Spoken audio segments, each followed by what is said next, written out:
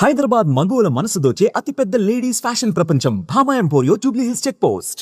ఏదైనా సినిమా అసలుకి స్టోరీ వినకుండానే ఆ హీరో కోసమో లేకపోతే ఆ వ్యక్తి గురించో చేసిన సినిమాలు చాలానే ఉండుంటాయి. అవి మనకి బిగ్ స్క్రీన్ మీదకి వెళ్ళే కొద్ది మనం అనుకున్న దానికన్నా మనం ఎక్స్పెక్టేషన్ చేసింది ఒకటి ఉంటుంది, అక్కడ రిజల్ట్ ఒకలాగా ఉంటుంది. అలా ఫీల్ అయిన సిచ్యువేషన్స్ మీ లైఫ్లో ఉన్నాయా? సినిమా అనే ఒక ప్లాట్ఫామ్కి వచ్చామంటే కథ రాయటం అనేది it's an art by it self. Maybe కథ విని ఒపీనియన్ చెప్తాం కదా, that I can give nicely. ఆ కథలో ఎక్కడ బెటర్ చేయొచ్చు, ఎక్కడ కొంచెం డల్ మూమెంట్ ఉంది, ఎక్కడ పీక్ తీసుకెళ్లొచ్చు, అవి చెప్పడం చాలా ఈజీ, రాయటం కష్టం. అండ్ నేనైతే I'm not great at it. I'm a good critic but not I can write. Cinema చూసి మనం చెప్పడం ఈజీ, సినిమా తీయటం కష్టం. సో అలా అన్నమాట. అండ్ నెక్స్ట్ స్టోరీ నరేషన్ వినకుండా చేసిన cinema in your life definite గా ఉంటుంది. నరేషన్ వినకుండా చేసింది అఖండ 2. ఫుల్ నరేషన్ నేను వినలేదు. నాకు నా రోల్ ఒక జిస్ట్ చెప్పారు అండ్ విన్నాను. నన్ను నమ్మండి అని చెప్పి ఒక మాట అన్నారు, పెట్టాను. నాకు సరైనోడు మైండ్లోకి వచ్చింది. బోయపాటి గారు సరైనోడు నాకు చెప్పినప్పుడు ఫుల్ కథ చెప్పారు.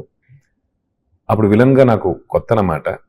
అయినా కూడా నాకు వచ్చిన డౌట్ ఉండింది, ఎలా ఉంటది, ఎలా ఉండబోతుంది.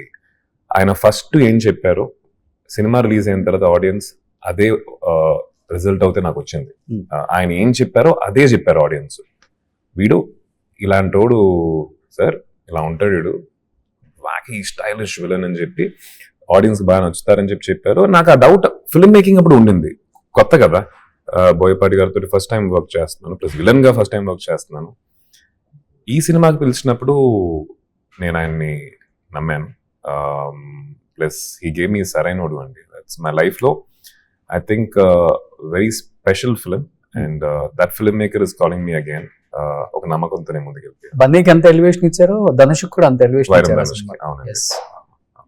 బట్ అజ్ఞాతవాసి అసలు స్టోరీ వినకుండానే చేశారు, కేవలం పవన్ కళ్యాణ్ గారి మీద ఉన్న ప్రేమతో. అది నిజమా? అదే ప్రేమ అదొకటండి. అంటే ఐ లైక్ పవన్ కళ్యాణ్ గారు, like everybody else I love him.